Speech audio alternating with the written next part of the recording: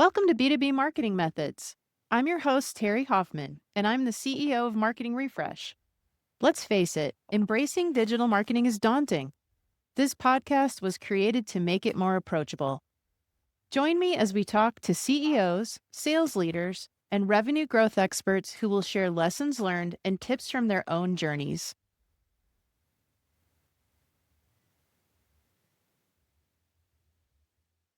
Welcome to another episode of B2B Marketing Methods. I have two special guests today. We have Hami Arrington and Stephen Brent May. The two of them are co-founders for a marketing agency that's based in Houston, Texas called 1 Foot Over. They're going to tell us their fun origin story here in a few minutes. But first off, welcome to this episode. Thank you both for joining me today. Thanks for having us, Terri. We're excited to be on talking with another agency owner. Yeah. We can share some fun stories. Oh, yeah. So we're going to just to kind of give the listeners a little bit of a preview. We're going to be talking a lot about strategy. I think it's so important. They have an important phrase that they've started to use as their mantra called clarity before tactics. We're going to talk about what that means. We're going to talk about the components of a marketing strategy, why it's so important to have those elements outlined before you dive into spending money on tactics and things that can go wrong. We're going to talk about hopefully some fun examples that we can both think of if we haven't ahead of time. I'm sure we'll think of them in real time. But the whole conversation is going to be about marketing strategy and why it's so important. So thanks again for joining me. And I guess let's get started with some basics. I'd love for you each to tell a little bit more about yourselves and your background in the marketing industry, and then how you started 1 Foot Over. Yeah, so I'll start. So when I was young, my family had... Hami, what? No, you're still young. What are you talking about? But when I was younger. Okay, younger. Okay.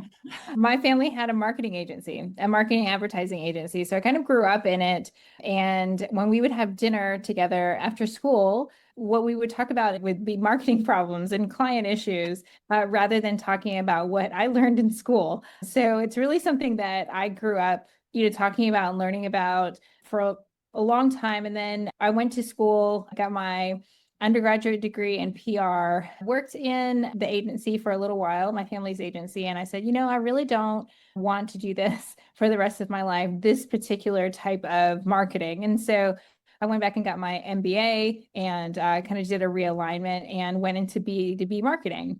When I got my degree in B2B marketing or in marketing, I moved to Houston and I didn't know anybody in Houston. And so I joined AMA.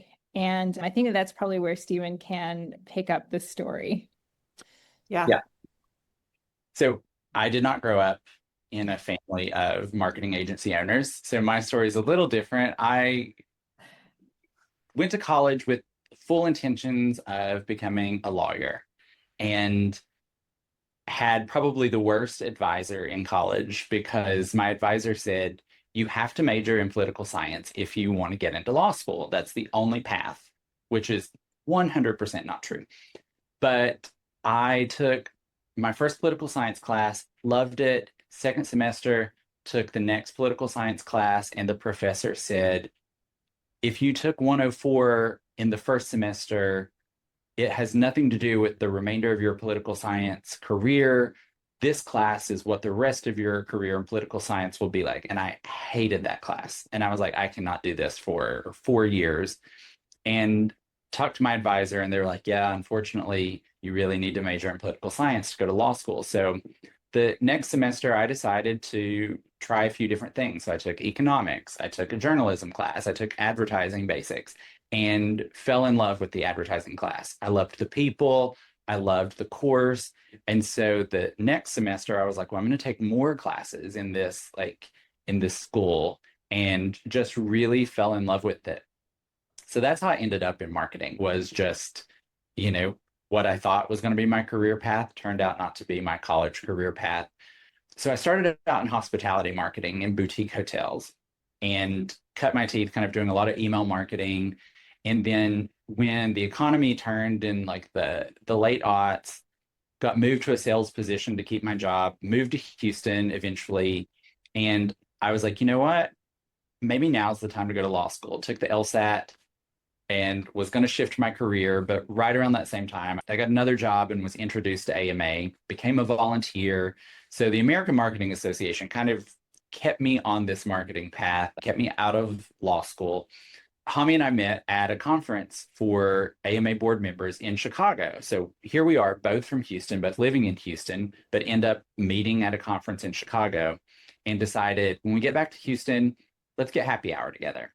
Uh-huh. So I won't jump into the details because you can actually hear it on our podcast in full details. But fast forward a few years later, we Okay, co-chaired. apparently I have to put the link in the comments to that now. So that'll happen. I Okay, mean, got it. Yeah.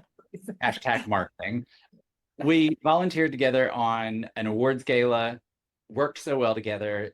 We were both looking for the next step in our career, and we decided, what if we try to make something out of this as business partners? And so that's how One Foot Over started. And that was almost 9 years ago. That is awesome. I'm excited because I had never heard that story before. So that was fun to hear after all the years of knowing the two of you. I'm glad you explained what AMA is as well, because I think even, it's not just for agency employees or agency owners. It's such a great organization for anybody who's in the marketing industry. We've got employees who are involved, and I have been involved in the past. It's a really great way to get connected, I think, to other people. And then, of course, there's tons of learning resources and career resources and things like that. But it's so good for just getting around other marketers who are going through the same things that you're going through. Right. I mean, and it's, I've always said, like, similar to Hami, I didn't have a network when I came to Houston. And that was where I found a marketing network, but also at the same time, like, that's where you find friends as an adult. Once you're out of school, it's hard to make friends. And these are people that we've got common interest with. And so a lot of the people end up becoming lifelong friends. Yeah, I think you're right. Obviously, every industry has their little niche conversations, but there's nobody who can geek out and really talk about their industry like marketers together. We could hang out all night talking about stuff. So that's a lot of fun. Let's start by having you introduce who One Foot Over is. What do you do? Yeah, so we are all B2B. We only serve B2B markets. We started out trying other things like B2C, and we decided that that is actually not for us because we are too strategic. We really want to think things through from start to finish. And so it felt like B2C wasn't the right place for us. And so it just wasn't our favorite thing. And the two markets that we have really landed on are tech and industrial manufacturing. That's really where we shine. In Houston, I think that's really a great place to be. I mean, that's why Marketing Refresh is there as well. And so, yeah, that's really where we shine. And that's also where we've seen that we can make the biggest impact with the strategies that we put in place. Now, I wanted to add, because I think that's important, also why we appreciate you having us on, Terri, because people might ask the question, well, if you guys are similar, why are you talking to each other? And our philosophy is, and we know it's yours because we've talked about this before, is like, there's so much room for good marketing and there's enough business for all of us. And so we actually do better when we work together versus looking at other agencies as our competitors. Like, who does that serve? So.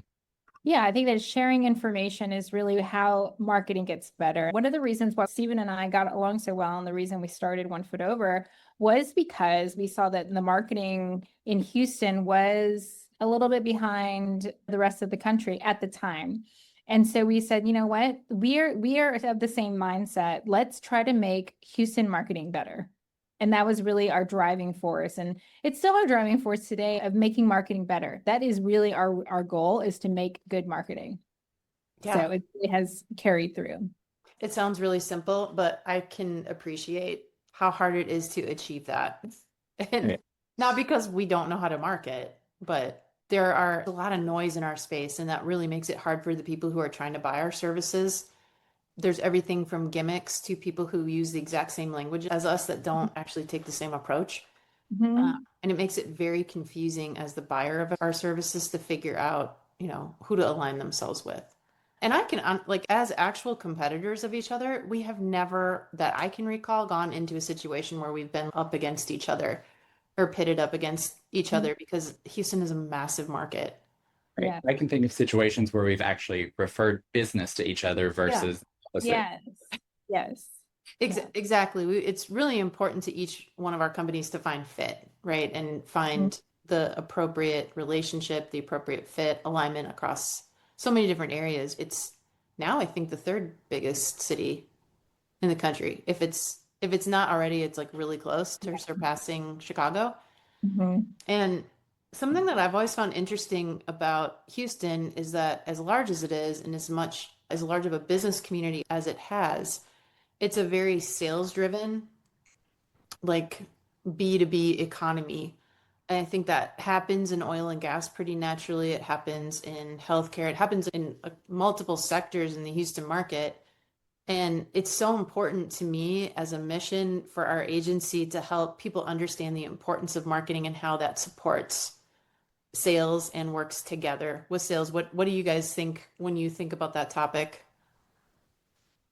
I agree. One of the things someone told me when I first moved to Houston, they're like, as large as Houston is as a city, they're like, it operates very much like a small town. And I didn't believe that at first, but it's once you get involved, like in the marketing community specifically, like everybody knows everybody. And the marketing community is huge, whether you're like agency, corporate side, healthcare, oil and gas, like you meet somebody and you're like, oh, oh, you know this person?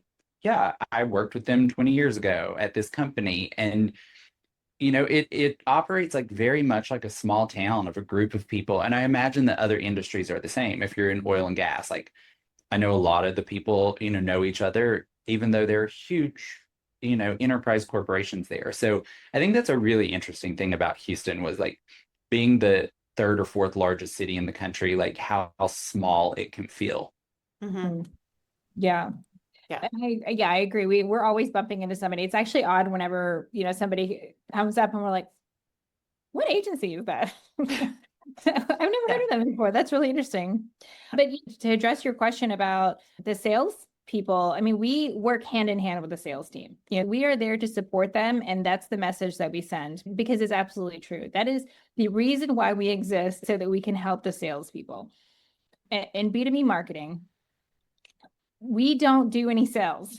We can't sell anything for the companies we work with because there is a complex buying process. You cannot buy anything without talking to somebody. You can't just go online and hit buy or check out. The way that we look at it is we're here to help the salespeople, help them not only get the lead in the door, but also help them move the lead along, right? I mean, a lot of the companies we work with, their sales cycles are between, like 18 months. There's one client that we work with, their sales cycle could be 10 years.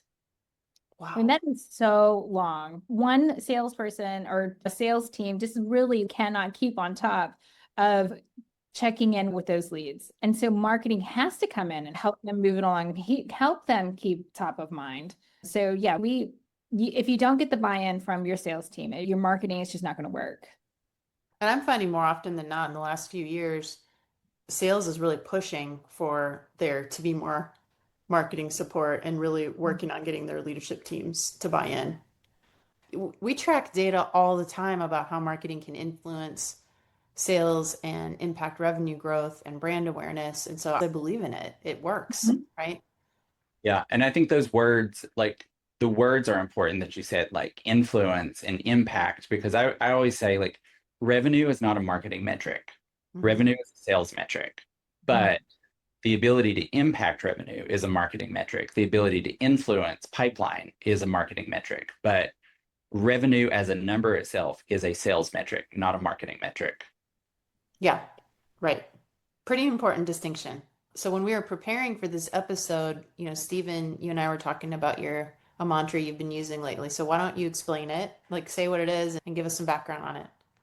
Yeah. So Hami and I were sitting in our office just talking about things and kind of challenges. And, one of the things that kept coming up is the idea of strategies and working with clients and why are we doing that? Like, what is the purpose? And always asking our team that question. If a client says, well, we want to do an email campaign in Q3,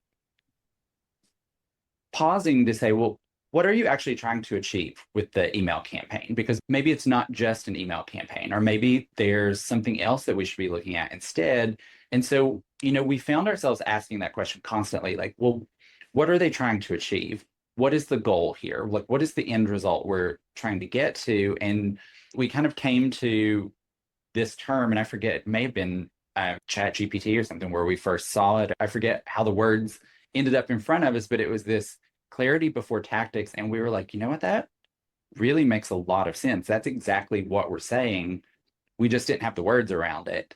And that stuck with us. It's this idea that unless we know where we're trying to go or what the destination is, like we don't know how we're supposed to get there, or we can't come up with a path to get there. So at the end of the day, the concept is really about just having an end goal in mind before you even get started. Yeah. Because we get approached with those kinds of, I think it's funny because most of the time when we're starting a relationship, clients tell us, we want you to challenge us. We want you to push back. And I think that makes for a healthy relationship on both sides of the relationship. But when you start pushing back, it can become a little bit uncomfortable, right? It's like, no, I like the CEO just asked us to get this email out in the fourth quarter. But, Right. our job as an agency is to like really protect their investment in marketing and really make sure, like, if you're going to spend that money, we want it to work. Because if it doesn't work, that's on us ultimately. And that's part of the evaluation of the relationship with us. So we're going to challenge it because we want to make sure we stay engaged and keep you as a client, but we also want to make sure that that's happening because it worked, right? Like if we're doing things that move you closer to the metrics you're trying to achieve, that builds on the relationship. Mhm. Yeah. So I think it's important to push back and ask the why and the why and the why, even though we probably drive people crazy sometimes. I think it's important.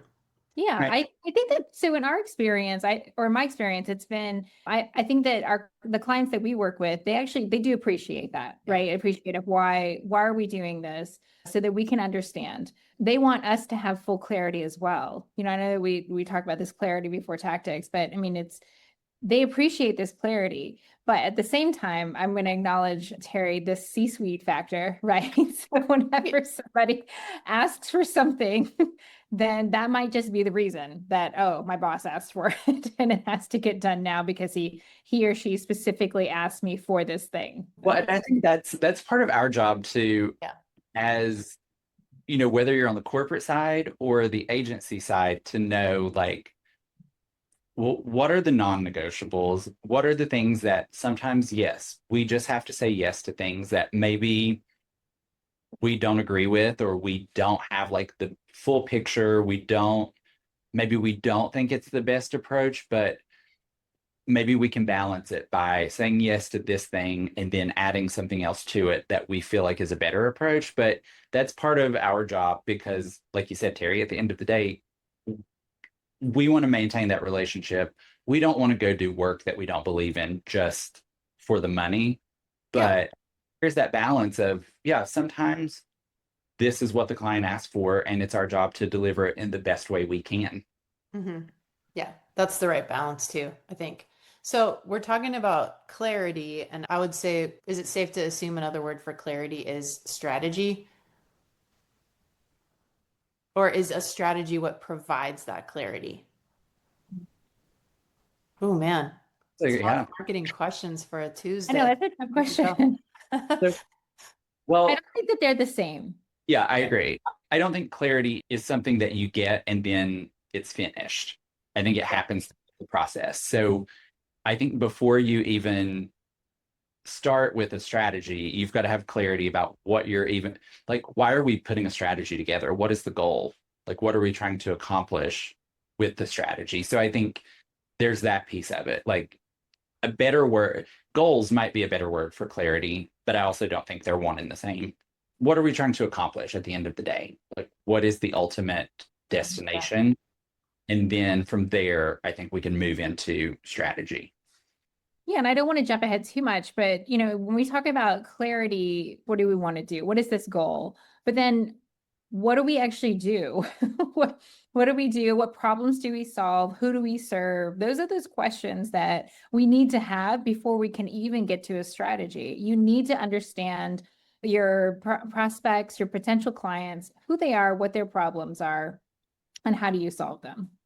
I was going to say the reason that it's clarity before tactics too, is because what we've seen so many times is that whether it's the C-suite factor or something else, a lot of times marketers jump straight to the tactics. And maybe there's not a strategy. And sometimes maybe there doesn't need to be this well thought out, long drawn out, developed strategy. Maybe sometimes the strategy is we want to increase attendance at our webinar.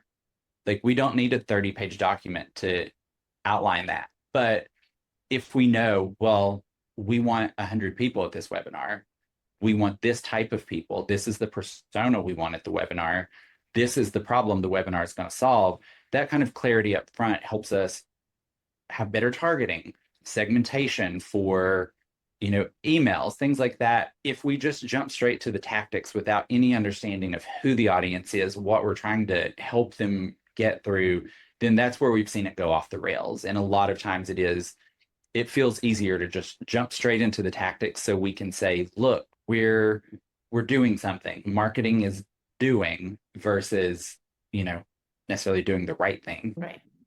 Yeah. I think that's really important to identify. We also talked when we prepared about just, I guess, going back to the term strategy. Okay, so if we're thinking about an overall approach, we're working with a client, and I'm saying like we, as if each one of our agencies is working with a brand. It's like first understanding what they're trying to accomplish, who they're targeting, why they're targeting them, how they can help those targets solve their problem. What does your sales cycle look like? There are just some basic core issue, questions that we're going to want to understand. And then eventually these conversations evolve into the development of a strategy. I guess I've worked with brands before that say, well, we already know all of this. Like, we've got it. We don't need to take the time and allocate budget to actually putting together and paying for a strategy project, right? Do you guys ever encounter that challenge in building a relationship with a company and a brand? Like we already know it. We don't Yeah. need this to be something that we pay for. We're ready to just act on it. Yeah, I mean, I would say that we encounter that a lot all the time. That is fairly common. I mean, a lot of times the reason why is because we're talking to people that are not marketers and they just say, just go get the stuff done, just get the stuff out. And then what happens is, okay, we'll do the stuff. We already know how this will play out. We'll do the stuff, and then the results aren't what you're looking for. And it's like, and then you go back and you say, well, this is the reason why we really wanted to know and needed to know this very first part so that we can understand and really make impactful marketing. And so, yeah, I would say that happens all the time. I'm sure you see it too, Terri. No, I do. And I'm not like, I feel like the way that I'm bringing it up, or maybe even presenting it as a question, if the listeners are listening to it, this is not a question to make, to create conflict with the people listening to the show, right? This is in the spirit of like, we need people to understand why that step is so important and how you get value from it, because we want that money to be spent in the best way possible, right? No matter if they're spending it with our agency, your agency, some other agency that we're friends with out there. Like it needs to work, and it's not going to be successful unless that strategy is defined and that becomes a playbook then that people can follow. And we start almost every engagement, especially like retainer engagements with clients, with a 30-day discovery. And what we found over the years is that when we get pushback on that and clients they don't want that, our own learnings over the years, we've tried it where we said, all right, we can forego that and jump straight in. It's never the best. The results aren't there and the relationship doesn't last. And we know why. So that's a line we've drawn now where if a prospect is like, well, we don't want the 30-day discovery because we feel like we're already there, we've already got that, we know that's probably not a right fit for us. And probably not for many. They might just be ready to staff up at that point. Like maybe you need to hire some key employees and define those roles and you can direct them. And that's fine. But then you're probably not looking for an agency partner. I was going to say, so this year, has been a tough year for marketers. I mean, for a lot of people, but marketers, I think specifically, if you're in-house and you work for you're a corporate marketer, your budgets have been cut. Hmm. Everybody's budgets have been cut, and we have been the victim of that. And Terry, I think that you've been the victim of that too. Yeah. We all have. I mean, I'm not telling any secrets here. And so in years like this, when you are having a choice of either cutting tactics or strategy, we would recommend cutting strategy. Yeah. Because at the end of the day, the strategy, you're not actually putting anything out there. If all you have money for is tactics in a lean year, just go ahead and start putting stuff out there, because you might hit something. Yeah. That approach is better than just, there's no reason to do a bunch of buyer persona work if you don't have any budget to put any marketing out. So that's really our experience in this year and what we have been advocating for, because again, it's about the client, what's best for the client. Yeah. And it might feel like the antithesis of, what we're talking about, clarity before tactics. But to Hami's point, if you don't have the budget or the resources to launch the campaign that the strategy would have told you was the right thing to do, the strategy work is just going to sit there. If all you've got is money for a Google search campaign, then get a Google search campaign out there, because some of your competitors are probably waiting because they're like, oh, we don't have budget either. Let's hold off. At least you're staying top of mind. At least you're still getting some marketing out there. So there is a component of it where the market does dictate when strategy gets to happen. 2025 has not been that year. Yeah, and I think that this is important to note too, is that this is what we preach internally with our team all the time, is like, you have to keep things moving. You can't just stop all of your marketing and say, oh, okay, let's do some buyer persona work before you put anything out there. That's not practical. Yeah. While we are getting all of our messaging and our personas in order and get some clarity. In the meantime, let's continue the marketing. You can't stop.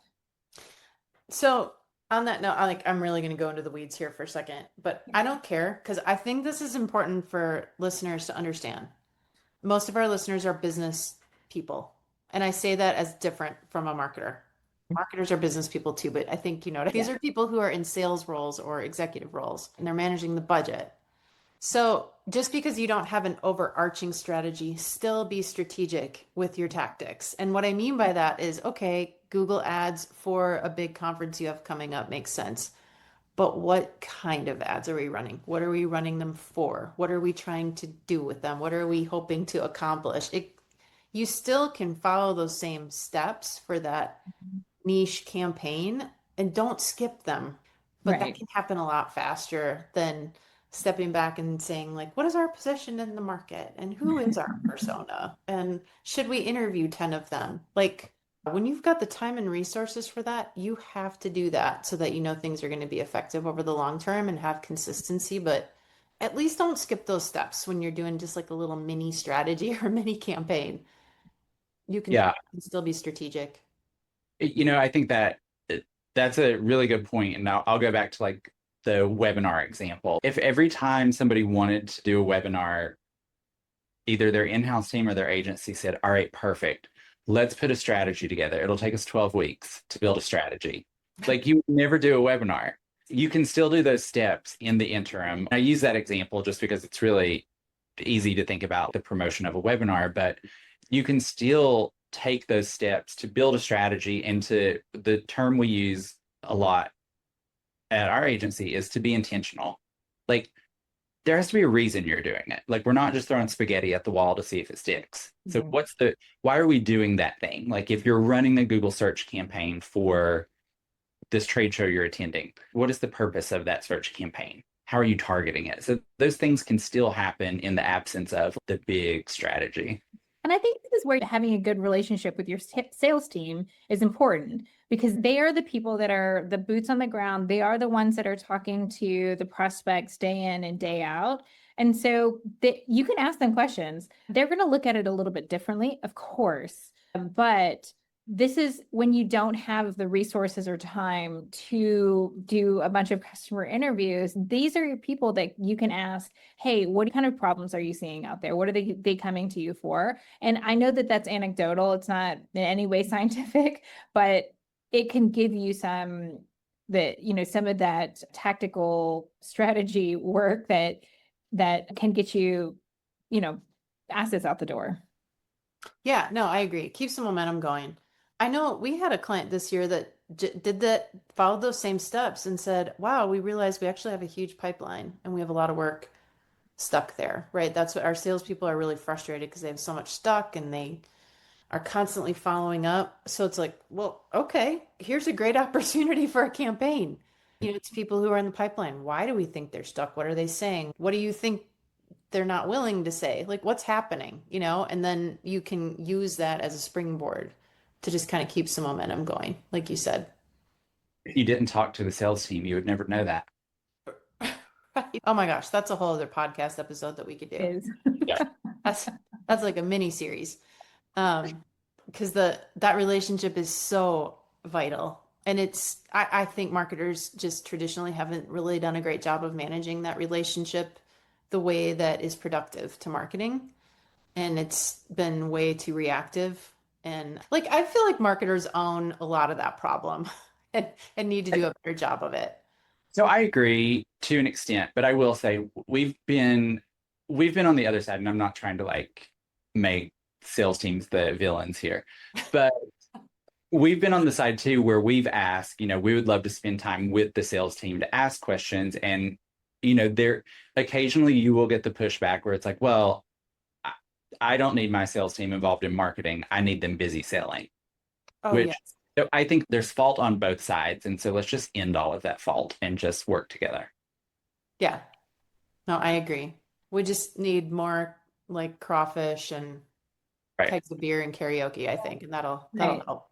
That that sounds like an excellent party. I'm down. Everyone could get on board with those things.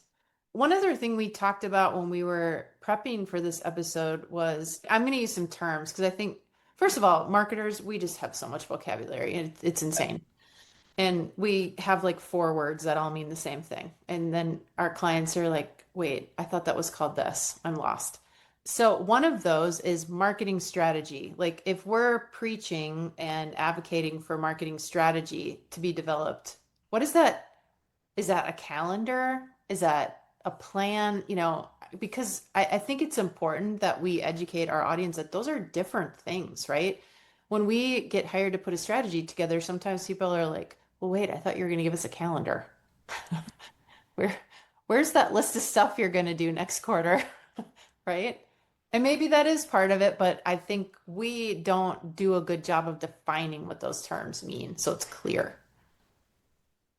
I agree. We had a former client who would almost always say, I feel like what we're missing is a strategy. We're missing a strategy. And we would put a strategy together. And every time the strategy was presented, the comment was, but I don't see a list of tasks of who's doing what with when it's going to happen. What are the due dates? And I'm like, well, that's not a strategy. And so I think to your point, there is so much confusion around the difference between a strategy, a plan, full transparency. I feel like I would know how to put a marketing strategy together, but I don't know that I can explain it. If you said, what is a marketing strategy? At this point, I think I'm confused because I feel like these terms have all gotten convoluted. Yeah. I think that what we need to do is meet our clients where they are, right? Yeah. So I think when a client is asking for a strategy, they're not looking for one of these 80-page documents, which I think that's where the confusion comes in for us anyway. We don't like these 80-page strategies because literally nobody ever looks at them ever again. But when a client is asking for a strategy, what they're really looking for is a plan. Do you understand what we're doing? We're not just shooting from the hip and saying, hey, this feels like the thing to do today. I think that that's really what they're asking for. We're paying you for marketing. Do you understand what we're trying to do? And do you know what the steps are to get there? I think that's really what they're asking for. They're not asking necessarily for this big giant document of the traditional marketing strategy. They're looking for a plan. Hami with the voice of reason. I think you're right. I completely agree. And it doesn't Like I can see that regardless of the size of the company that we're working with. I mean, we have clients that make single digit of millions of dollars in annual revenue, and we have clients that make several hundreds of millions in revenue, and they all want the same thing. Like, do you get what we're trying to do here? And what Right. are you going to do about it? Yes, exactly. Well, and I think they're trusting us that we have it under control and that we're keeping up. I think this year has been an interesting year for that with, you know, I hate all the acronyms, but GEO, like that's the one that gets thrown around the most by non-marketers. Um, and I always say this, and this no shade to like Vistage, but I feel like I always say like CEOs sit in a Vistage meeting and hear from a speaker, and then you get a text from your client contact, and they're like, our CEO just forwarded me this email and said that they heard that Google only reads the first 1,000 words of pages and we're or first 1,000 words on a website. And we're like, oh, they must be at Vistage today because getting shitty SEO advice. And so, I feel like it's important to know that like they're trusting that we know what's going on. We're keeping up with the trends. And then when we're putting these plans or strategies together, that we're not necessarily chasing the shiny new thing, but that we know what's happening in marketing because they're hearing a piece of it. We're the ones that are keeping up with what's happening in our industry. They're only hearing snippets here and there. Yeah. Yeah. I do think that we can, oh my gosh, that example is so real. And if I Yeah. worked in-house as a corporate marketer for years before I started an agency, and the amount of those inquiries that you get on a daily basis are just, they were bad 20 years ago, so I can't even imagine now. In my last in-house role, marketing was not the most valued function at that company, but we would get, I still remember specifically, it was a software company, and the marketing team got a email from I believe it was the CEO one day called You Are Not the User about this article about how we have to take ourselves out of it because we are not our audience. And I really just wanted to reply and be like, right back at you with the product. Because I didn't do that, but that's really how I felt that day. You wanted to. Yeah. Oh, I think we've all had those thoughts. I feel like there could be a whole episode about like marketing trauma too. Oh yeah. Well, I know. And Hami, I mean, for her, it sounds like it goes back to the dinner table. Oh my gosh, yeah. Yeah. Yeah. I was Yeah. in automotive. It was automotive. Like, Oh man. Oh, okay. That's a special kind of marketing yeah. trauma. Which has always been her stance. Like, I mean, we've gotten leads before from like not dealerships, but like related to automotive. And Hami's like, I want nothing to do with it. I don't want anything that has anything to do with that industry. I don't blame you. Mhm. We're It's developing a lot of great series ideas here because another, like, tied to that, I'm really tired of these industry solutions where it's like, this is the platform, and all you need to do is sign up for this platform if you're in automotive or if you're a restaurant or if you're a spa or whatever. Pick your industry. And then we're the be all end all. All you have to do is put all your stuff in here and you pay us $800 a month and then you get all the leads. Oh, yeah. yeah. No, Yeah. But and if you leave, then you don't get any of that you don't get data. any of it. Yeah, it's gone. We own the website, we own all your reviews, everything. Yeah, Mhm. sounds Yeah. great. Like as an entrepreneur, I appreciate like the you figured out a way to keep people sticky. But as an ethical human, I'm like, I just don't know. I can't get on board with that. Yeah, that's not the way that we operate. We want you to be sticky because you like us, not because you. Right. We I track feel. you. Yes. Yeah. And we're good translators. Like I think that is it really ties back to a lot of the things that we've talked about today is our job as account people, so to speak, with working with clients is what are they really trying to say? What do we think they're actually after? Vocabulary aside, words aside, sense of urgency aside, what are they trying to do? And why, And sometimes we have the space to turn that into a strategy project, and sometimes we don't. But we have to know those things. Yeah. I mean, I like to boil it down, and this goes back to like a concept from the story brand framework. Hmm. Everybody is just trying to survive and thrive. Everybody wants to keep their job and they want to succeed in their job. Yeah. And our job as their agency partner is to make them look good doing it. So our clients, whether they're like the VP, director, even if it's the CEO, like at the end of the day, they just want to feel secure in their job and feel like they're doing the best job they can possibly do. And they're relying on us to make them look good in that role. Yep. That might be a good way to wrap it up. That seemed like a little bow. Um, yeah, seemed pretty nice. Yeah. Well, thank you guys. Thanks to both of you for taking the time to join us today. I think that was great. I would love for you to share, and I will put this in the summary of the episode and YouTube comments and all of those things.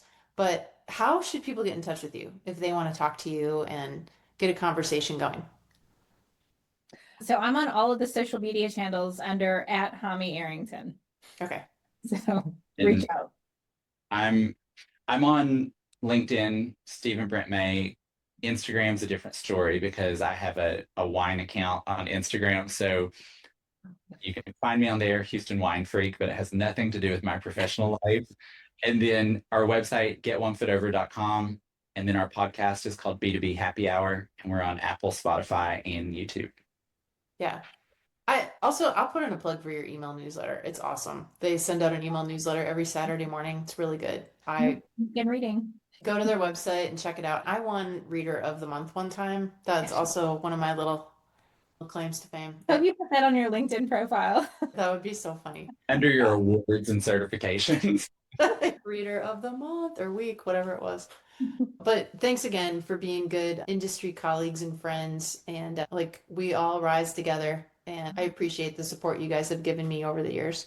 And thanks for joining. Mutual. Likewise. And one